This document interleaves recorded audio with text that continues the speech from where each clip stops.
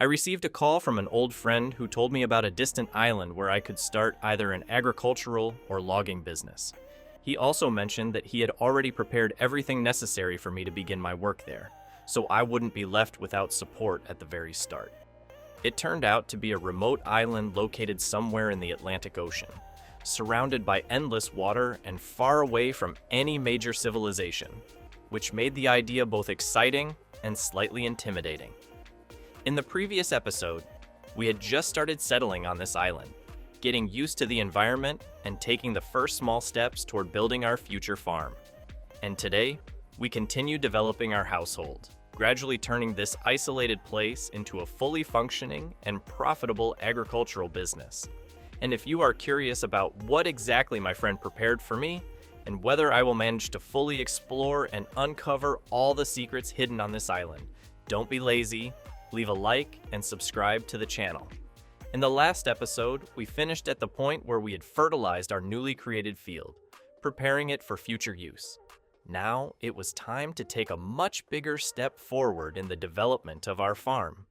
I decided that I would finally start working with cows and begin building my own dairy farm. However, before doing that, I first needed to secure enough land and also find a reliable way to produce food for the future herd. Without a stable feed supply, the entire idea simply wouldn't work. That is why, using the money I earned from selling timber, I purchased a fully prepared field located very close to my existing land. The most convenient part was that grass was already growing there naturally, which meant I didn't have to spend extra time or money on seeding it from scratch.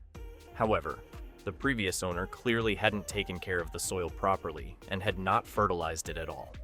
Because of that, I took my fertilizer spreader, drove to the lime station, filled it with dry fertilizer, and carefully distributed it evenly across the entire field.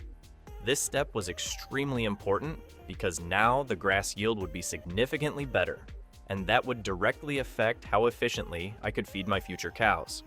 While the grass and wheat on my fields were slowly growing and developing over time, I decided to take a short break from the usual farm routine and money grinding. I suddenly remembered that somewhere on this island there was still another hidden golden stone, each of which was said to bring $21,000. To make traveling easier and faster, I purchased an ATV, which turned out to be extremely fast and perfect for moving across rough terrain, forests, and uneven ground, making exploration much more enjoyable. After reaching the lake, I was immediately impressed by the view. In the middle of the water, there was a small island that instantly caught my attention. At first, I carefully searched along the shore, but I didn't find anything useful there. Then, I decided to swim over to the small island in the middle, and it was exactly there, on a large rock, that I noticed a small golden stone. This was already the second golden stone I had managed to find, and after picking it up, I immediately received another $21,000, which gave a very useful boost to my budget. It became clear that searching for these stones would turn into a separate and very interesting adventure, since each one provides a solid amount of money and significantly helps in developing the farm.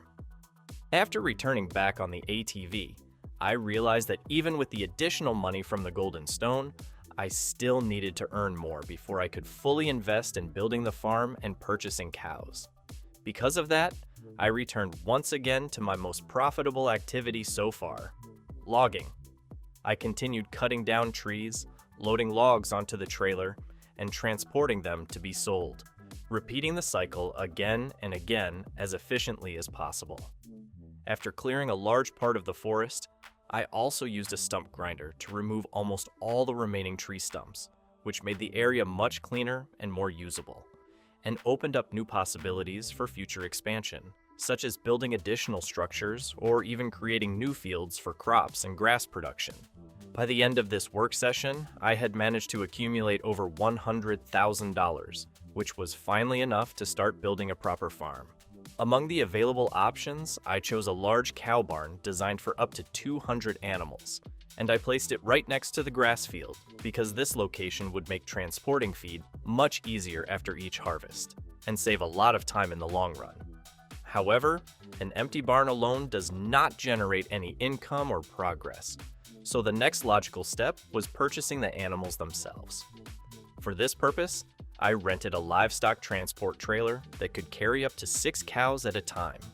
I deliberately decided not to buy newborn calves, since waiting for them to grow would take far too long, and instead I chose 5-month-old calves, which would mature much faster and start producing milk sooner, while also eventually reproducing and expanding the herd.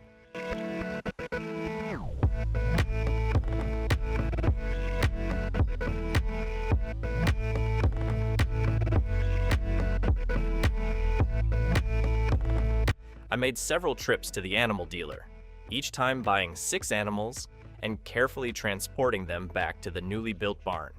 And in total, I managed to bring 24 cows to the farm. For a start, this was already a solid herd, although I fully understood that cows alone do not guarantee profit, and without enough food, they cannot produce milk efficiently, which means that my next and most important task will be to maintain a constant supply of feed and continue expanding the entire farm operation step by step. After waiting for the moment when the grass in the fields had grown enough and became suitable for hay production, I decided to use the money that I had left after purchasing the cows.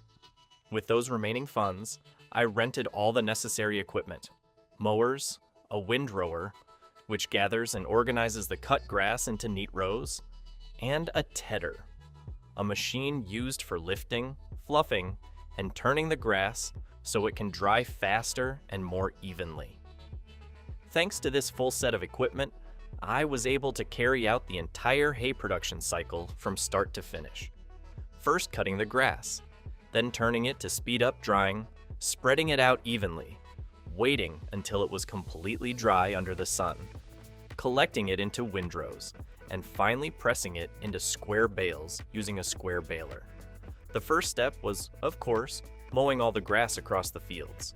I attached the mowers, activated both the front and rear cutting units at the same time, and began working steadily across the terrain.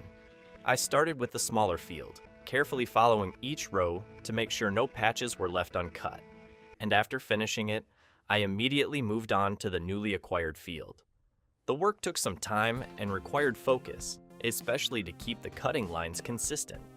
But gradually every section of the land was evenly mowed and left behind in clean, cut layers of grass.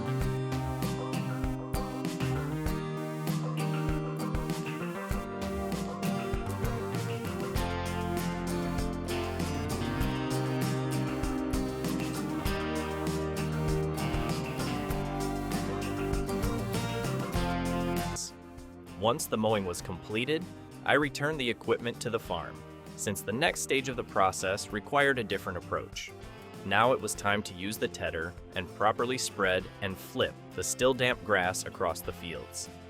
This step is extremely important because it allows the moisture inside the cut plants to evaporate faster, helping the grass dry evenly under the sunlight. Without this stage, the grass could easily remain too wet underneath, which would later cause it to spoil instead of turning into good quality hay.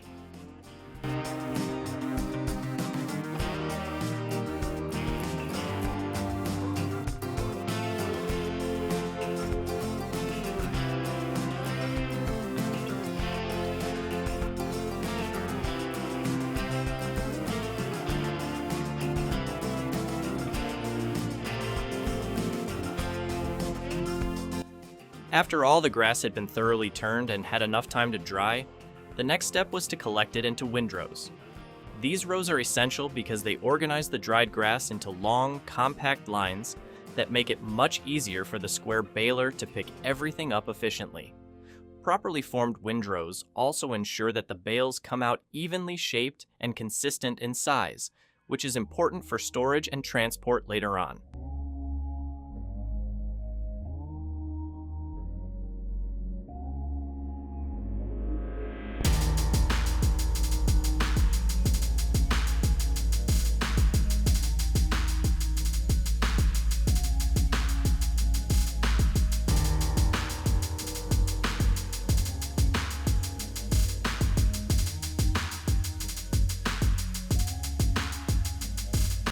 With all the preparation finally completed, I rented the square baler and started the final stage of the process.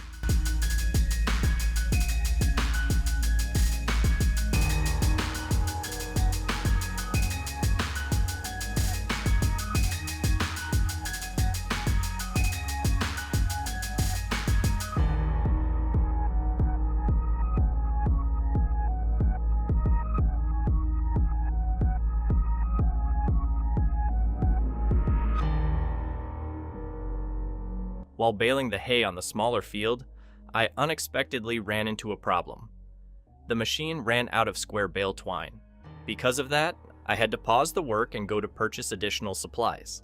Although this interruption slowed me down a bit, it was a necessary fix, and I quickly returned to the field to continue the operation without losing much time.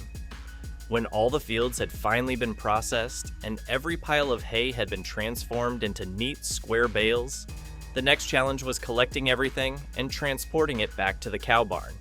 For this task, I used a dedicated bale trailer, which made the entire process significantly easier and more efficient. Slowly but steadily, I gathered every single bale from the fields and hauled them back to the farm storage area. In the end, the total amount of hay turned out to be much larger than I had originally expected. I was able to completely fill all the feeding areas for the cows, and even after that, I still had a small surplus left over. This extra supply gave me a great opportunity to expand the farm further.